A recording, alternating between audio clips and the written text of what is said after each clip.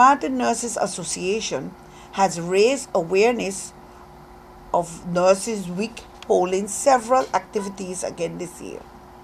We are very grateful for the attention drawn by the association on the nurses in St. Martin. We commend all nurses of St. Martin who, despite the challenges and the hurdles, love what they do, and they do it with pride and passion.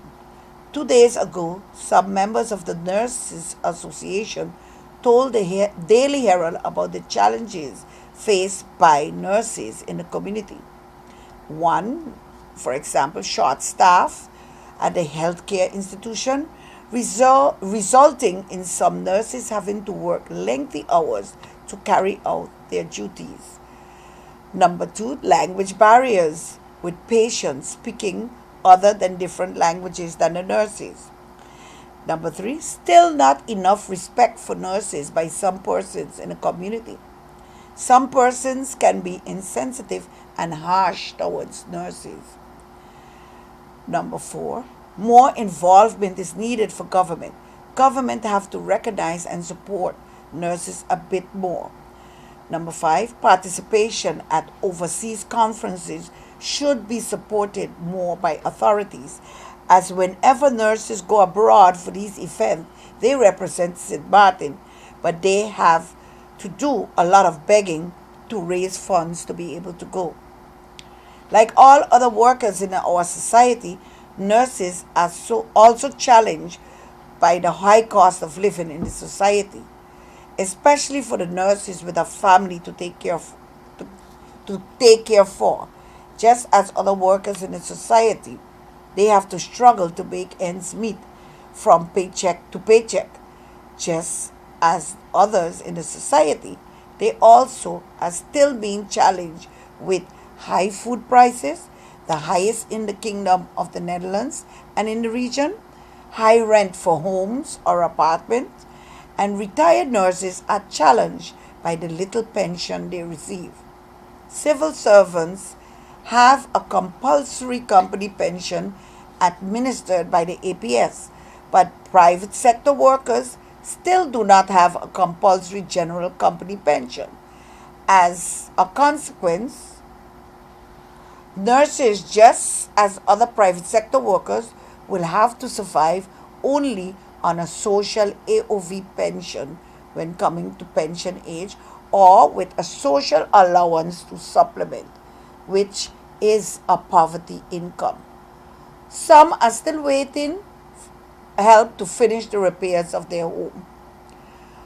What is this government doing for the workers and the healthcare workers in particular? So on behalf of the social organizations affiliated to the St. Martin Anti-Poverty Platform, we hereby appeal to this Council of Ministers to address the concerns and the needs of the healthcare workers and all other workers in our society, the employed and unemployed, as well as the retired workers and their families. As co-coordinators of the St. Martin Anti-Poverty Platform, we demand from government to increase the minimum wage to a living wage. From employers, we demand decent remuneration and decent work, as well as a decent and safe working environment and conditions. Ministry of Public Health, Social Development and Labor, we are awaiting your policies and proposals. As co-coordinator of the St. Martin Consumers Coalition, we demand from this Council of Ministers to come up with policies to lower the high prices for food, goods and services. Minister of Tourism, Economic Affairs, Transport, Telecommunication. Prime Minister, who is responsible for the Rent Committee. Ministry of Roby, who is responsible for public housing, environment, infrastructure. Minister of Finance, who is responsible for reducing the tax burden in our society. We are awaiting your policies and proposals to make living in St. Martin more affordable.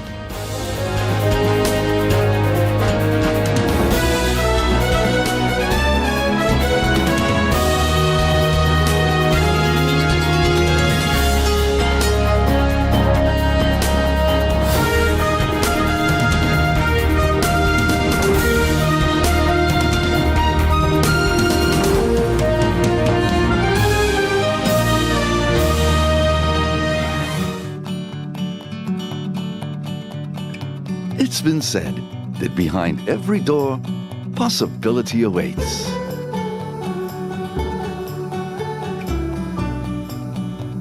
How much possibility depends on which door you open first. Every day, we help our customers discover the possibilities in their lives. It all starts with a conversation. Scotiabank. Discover what's possible. GEBE has been faithfully serving the communities of St. Martin, powering your home and our economy. Come rain or shine, our qualified team of professionals are working hard 24 hours a day to provide you and your family with safe, reliable electricity and water. We use the latest technologies and test our products daily to maintain the highest international standards.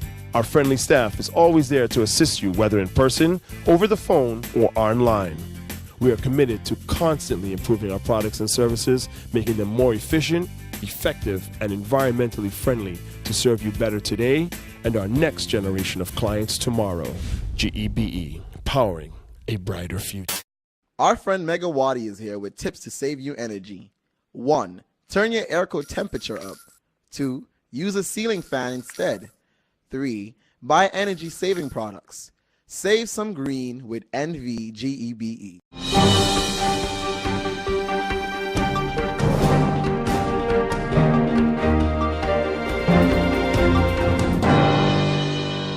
The International Day of Families is observed on the 15th of May every year. The United Nations theme for 2019 is Families and Climate Action. Focus on SDG 13. The Sustainable Development Goal number 13 focuses on 2 targets.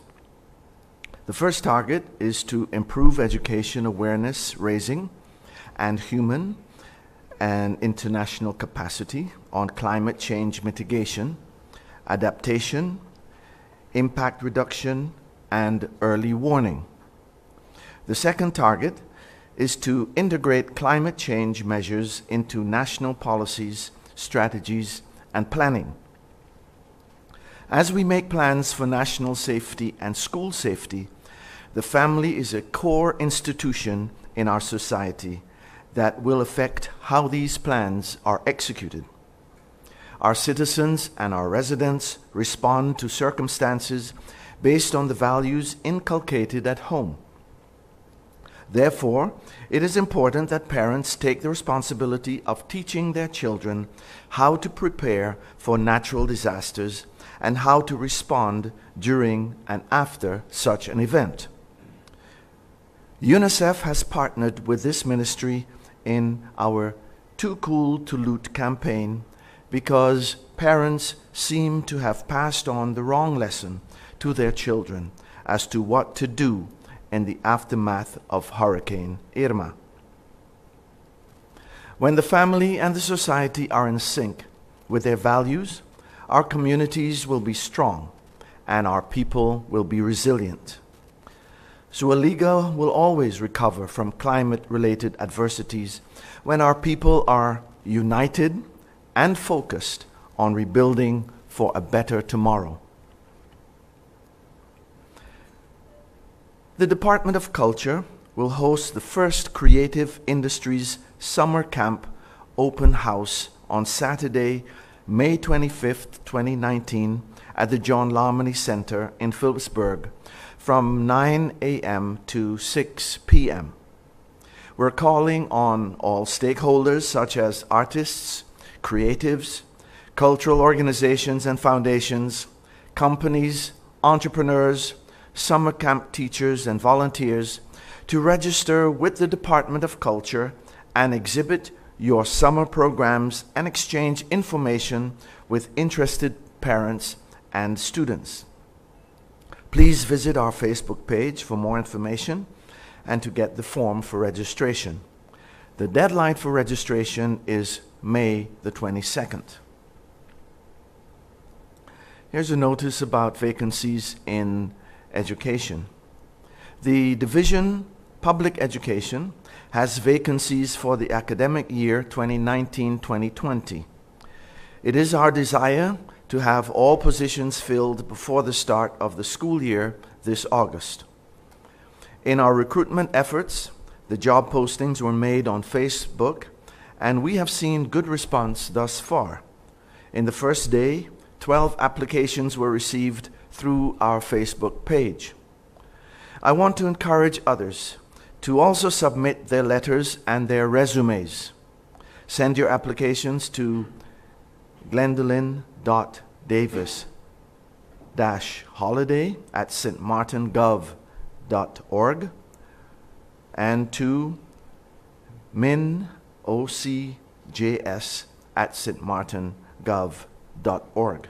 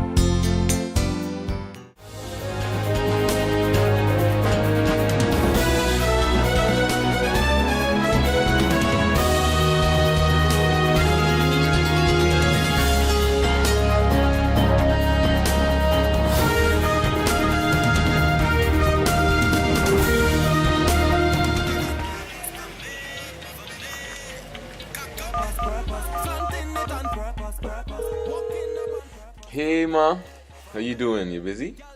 I hear, just paying some bills, taking care of business, you know what it is? I know, you're doing your online banking. I don't have to stand in those long lines to pay bills. I can transfer when I want. I can check my account wherever. It's like the bank open 24/7.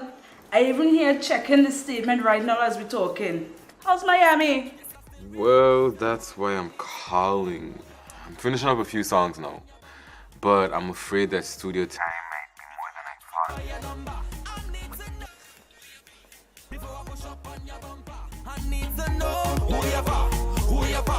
thought. And I was wondering if I could get some help with some funds, and I could pay you back as soon as I get back to St. Martin. Let me check my account. How much you need? I think 500 should be enough. I can transfer it to you while online. Direct from me to you. No problem. Great. Thank you so much, Ma. I'll get online with Wib now. Alright, darling. You know who you're for? I need to know who you're for. Contact Wib today for your complete personal online banking experience. Available for all mobile devices. The Wynwood Islands Bank, now your online banking partner in progress. Who you're for.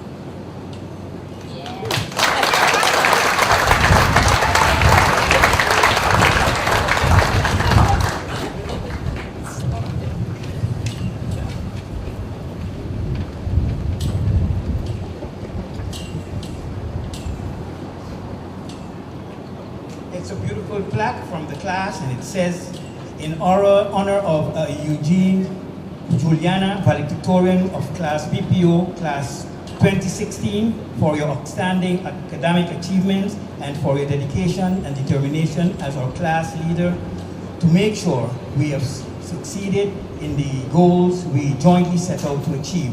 You were always at our side. We sincerely thank you.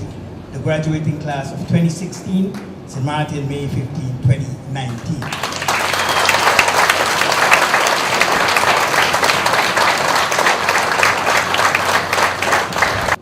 I feel privileged, proud, and honored to represent the class of 2016. I am so happy to see so many smiling faces. Ladies and gentlemen, we are grateful for your presence to witness our achievement. Our time during the police training has been quite a journey. A wise man once said that a journey is best measured in smile rather than miles. Let us take a few moments to look back on our incredible police journey before we look to the future. My personal journey is a little different from most of the graduates here. But what we all have in common is how far we have come. I follow in the footsteps of 4 of my childhood friends who are also proud to be police officers in St. Martin Police Force. To be a police officer was always my goal, but I ended up working in 4 different prisons. With a lot of determination in my heart, I still got the opportunity to join the St. Martin Police Force. It was all new and exciting for me, and I was happy to get the opportunity to work for the St. Martin Police Force and together with my 4 childhood friends. Still, I think all of us must have felt overwhelmed at the time during the police training. But we survived, we grew, we became fearless and overcame. Time flew by, and soon we faced the last module that for sure wasn't easy. From day one, we learned to work as a team, to communicate effectively, to understand each other's weakness, and to build on our strength and to support each other. But above all, we had one mission: to succeed and get our police diploma. Every module was challenging, pushing us beyond our limits, training us to work as a team and prove ourselves in a competitive environment. Fellow graduates, each of us has our own stories about our struggles and successes during this training. Whatever we have accomplished from the police training has left an indelible mark on us. This has been our shared experience, which gave us the confidence to face future challenges. I would like to conclude by quoting the late Steve Jobs, who spoke at the 2005 Stanford University commencement. He said, "Your time is limited, so don't waste it living someone else's life. Don't be trapped by living with the result of others' people thinking. Don't let the noise of others' opinions drown out your own inner voice. And most importantly, have the courage to follow your heart and intuition, which somehow already know what you truly want to become. Everything else is secondary." On behalf of my fellow graduates, we thank our families and friends for the great encouragement and support. We sincerely thank the Police Academy of the Netherlands, the Police Chief of Corps Police St. Martin, and the management team who allowed us to gain the knowledge and skills to perform the duties of the police officer and to take wonderful memories with us. I also would like to thank everyone who has been instrumental in making this event a success. My fellow graduates, let us all follow our heart and achieve what we desire, because truly, that is the key to ultimate success and enduring happiness. Congratulations, be safe out there, and God bless you all.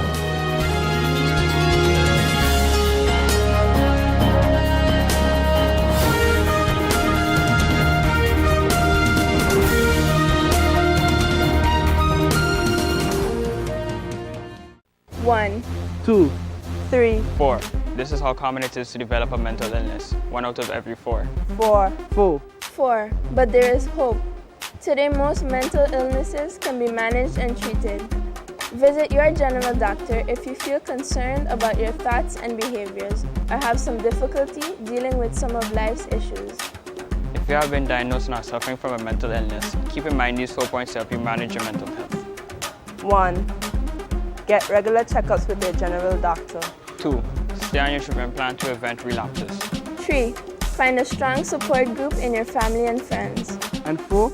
Never be afraid to ask for help and look out for the warning signs of your illness. Remember, you are not alone. We are as close as one. 2. 3. 4. Learn about mental health illness by going to the Mental Health Foundation's website at www.mhf-sxm.com.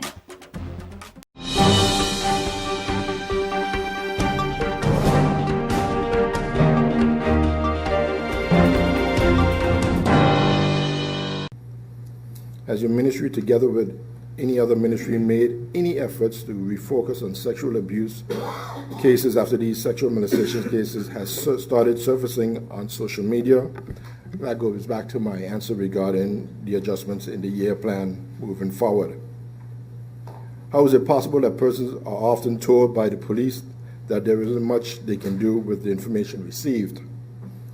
The police have to work according to the law. The law states that there must be a witness or physical evidence in order to further investigate a case. What can we do to make these complaints stick? There is no way to make a complaint stick if there is no evidence according to the law. So we can't frame people. Is these presentations in a way that will open a bond of trust, that the students will actually come to you to say something? So in your presentation is strategically done, so they know that this is somebody I can go and speak to. Giving these presentations in school is to open an avenue for them to be able to trust someone. It doesn't have to be me, Ms. Miller, and for them to know that it can be reported. Can this be added to the COPS and Kids programs? It can be added to the COPS and Kids program after consulting with the primary schools. Can the minister provide information on the court of guardianship in the abuse cases? Goes back to the previous questions and answers as well regarding the court of guardianship, that once there is a case, a child can be removed or the perpetrator can be removed depending on the circumstances of the case. Can the minister provide information on the probation office and the role in the rehabilitation of sex offenders? Once they've served their time and they're released conditionally, we also have the option of electronic monitoring, so that they can be in the vicinity of the home where they committed the act, then that can also be monitored as well.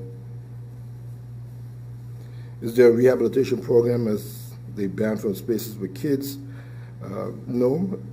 The Sexual Offenders Registry is something that's typical for the U.S. We do not have it in our system, so it is something that we would have to look into.